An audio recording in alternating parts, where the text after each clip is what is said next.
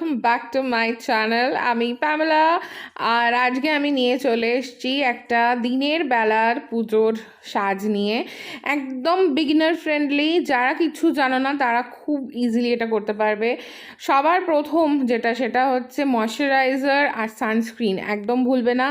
3টে আঙ্গুলে যতটা লম্বা লাইন করে ধরে ততটা করে সানস্ক্রিন লাগাবে। আমার অনেক ভিডিওজে এগুলো আছে।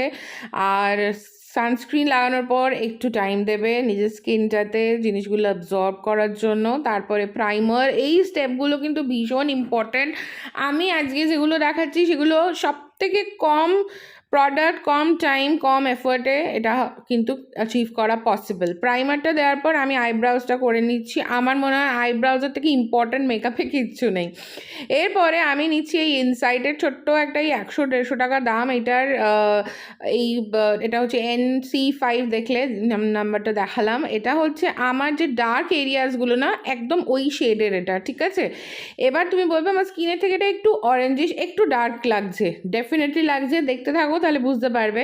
এই যে আমি জাস্ট যেটুকু জায়গায় আমার ডার্কনেস, যেমন ধরো চোখের তলায়, ঠিক আছে, নাকের ভাঁজে, বা হচ্ছে তোমার মুখের এই স্মাইল যে লাইনটা আমাদের হাসলে তার পাশে যে একটা ভাঁজ পড়ে সেই জায়গায়, দেখতে থাকো। শুধু স্পটের জায়গাগুলোতে আমি খুব অল্প জাস্ট ঠেকাচ্ছি ব্রাশটা, আর ওইটুকু প্রোডাক্ট নিয়ে বাফ করছি। দেখো তুমি এক্ষুনি এর মধ্যে ডিফারেন্সটা বুঝতে পারবে। এই যে জাস্ট স্পটে অল্প অল্প প্রোডাক্ট নিয়ে কোনোভাবেই প্রোডাক্ট দেখতে পাবে না তোমরা।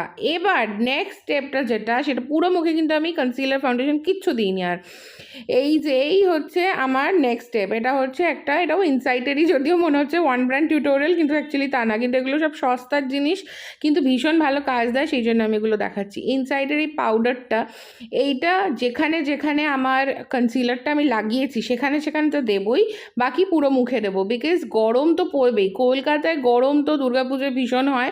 সুতরাং আর আমার মতো স্কিন যাদের অয়েলি স্কিন, তাদের জন্য তো এটা ভীষণ ইম্পর্ট্যান্ট যে পাউডার লাগানো। দেখো ইনস্ট্যান্ট ডিফারেন্সটা বুঝতে পারছো? যতটুকু ডার্কনেস অরেঞ্জিশ লাগছিল সেটা কিন্তু ইনস্ট্যান্ট চলে গেল। এইভাবেই পাউডারিং করে তোমরা কিন্তু স্কিনে একদম ফ্ললেস এফেক্ট আনতে পারো। এরপরে চলে যাচ্ছি কন্টুয়ারে। যেহেতু আমার মুখটা ভারী গোল, আমার মনে হয় একটু ব্রনজিংটা আমার জন্য প্রয়োজন। এটা কিন্তু যদি তোমাদের সরু মুখ হয়, ছোট মুখ হয়, একদম ইম্পর্ট্যান্ট নয়, দরকার নেই করার। বেশি প্রোডাক্ট লাগালে বেশি ঝামেলা, বেশি ঘাম হবে, কী লাগতে পারে, আর আনইজিও লাগতে পারে। বিকজ পুজোর সময় ঠাকুর দেখবে, ধরি না এত মেকআপ করে যাওয়ার দরকার আছে। এরপরে এটা খুব ইম্পর্ট্যান্ট স্টেপ, বুঝেছো? সেটা হচ্ছে ব্লাশ। ব্লাশটা দেখো আমি একদম সি করে, দেখো একদম চোখ থেকে নিয়ে এই গালটুকু, এটা হচ্ছে সি আকারে আমি লাগাচ্ছি। এতে মুখে এত সুন্দর একটা গ্লো আসবে, তোমরা দেখবে। জাস্ট এই দেখো, জাস্ট এই প্রসিজারটা ফলো করবে। একটু নাকে একটু থুতনিতে দিতেই পারো। আর এই দেখো দুটো গালে আমার লাগানো হয়ে গেছে। এরপরে এই যে হাইলাইটারটা, দিনের বেলা প্লিজ অনেক হাইলাইটার দিও না, হাতে করে এরমভাবে যদি হাইলাইটারটা একটু স্মাচ করো না। আর এই যে প্যালেটটা দেখছো, এটা ভীষণ অ্যাফোর্ডেবল, 250 এরকম মতো দাম বোধ হয়। আর সুইস বিউটির এটা, আর একসাথে 3টে আছে, সুতরাং বেশি কিছু কিনতে হচ্ছে না। এখানে আমি একটু তোমাদেরকে কাছে টেনে নিয়েছি বিকজ আমি চোখের মেকআপটা দেখাবো। ভীষণ সিম্পল একটা জিনিস দেখাবো, যার জন্য লাগবে একটা ব্রাউন কাজল টাইপের কিছু। আইশ্যাডো দিয়েও তোমরা করতে পারো, বাট আমি কাজলটা দিয়ে করছি। তার পিছনে কারণ হচ্ছে যাতে ইন্টেন্সিটিটা ভালো হয়, কম জিনিস কম প্রোডাক্টে বেশি কিছু আমি রেজাল্ট পেতে পারি। আর এটা যদিও ম্যাকে খুব এক্সপেন্সিভ, কিন্তু এটা কিন্তু যে কোনো ব্রাউন কাজল দিয়ে বা ব্রাউন আইশ্যাডো দিয়ে হয়ে যাবে। ব্লেন্ড করে দেওয়ার পর এই যে ফেস প্যালেটটা থেকে এই ব্রাউন শেডটা নিয়ে জাস্ট হালকা করে বুলিয়ে দিচ্ছি, যাতে এই ব্রাউন যে শেডটা লাগিয়েছি না আমি, এটা যাতে কোনোভাবে ব্লিড না করে, ক্রিজ না করে, এদিক ওদিক না যায়, সেই জন্য, ঠিক আছে? মানে কোনো কালার আমি কিন্তু এর ওপরে পুট করছি না। এরপরে আমি এই আইসটা করে নিয়েছি। নেক্সট আইটা আমি তোমাদেরকে দেখাচ্ছি। এর সাথে আমি এবার নেব হচ্ছে, ব্যাস লাগিয়ে ফেলেছি আমার সাদা জামায়, কিন্তু কিছু করার নেই। এরপরে আমি যেটা করছি সেটা হচ্ছে টাইট লাইন করছি, ঠিক আছে?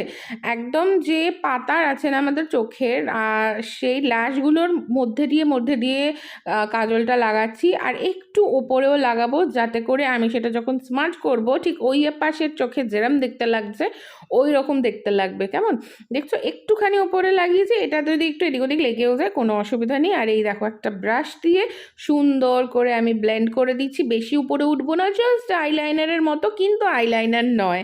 যেহেতু দিনের বেলার বা পুজোর একটু ষষ্ঠী সপ্তমীর দিনের সিম্পল সাজ, এটা কিন্তু শাড়ি সালোয়ার যে কোনো কিছুর সাথে পরতে পারো। আর মাস্কারা ভীষণ ইম্পর্টেন্ট। নিচের দিকে তাকিয়ে পড়বে, তাহলে ওপর দিকে লাগবে না। নিচে একটা ছোট্ট আয়না নেবে, আমি এরকম একটা টিউটোরিয়াল আমার ফেসবুকেও দেওয়া আছে, যারা আমার ফেসবুকে ফলো করো না প্লিজ করে নিও, পাশে আমার লিঙ্কগুলো দেওয়া আছে, ফেসবুক ইনস্টাগ্রাম দুটোরই। এই দেখো আমি পরে নিয়েছি জামা গয়না আর এবার লিপস্টিক। এটা হচ্ছে মাদ্রাস কাপি নায়কার, এটা আমি ঠোঁটে পরেছি। আর এই হচ্ছে একটা কলমকারি কোয়াড সেট পরেছি। এইগুলোর এখন কোয়াড সেট নাম হয়েছে, বাট ছোটো থেকে কিন্তু এগুলো সালোয়ার কামিজ বা স্যুট সেট এরকমই কিছু শুনেছিলাম নাম। আর এরকম প্রচুর সিলভার অক্সিডাইজ জুয়েলারি পরে নিয়েছি আমি। আর কলমকারি পরেছি বিকজ গরম, যাতে খুব আরাম পাই, একদম গায়ের সাথে লেগে থাকে। আর দিনের বেলার সাজ একটু গয়না, একটু হালকা মেকআপ, একটা কমফোর্টেবল জামা, যাতে করে বন্ধুদের সাথে অনেক অনেক অনেক আড্ডা দিতে পারি, মানে অনেক অনেক অনেক প্যান্ডেল হপিং করতে পারি। খাওয়া দাওয়া প্রচুর কমফোর্টেবল থাকাটা ভীষণ ইম্পর্টেন্ট।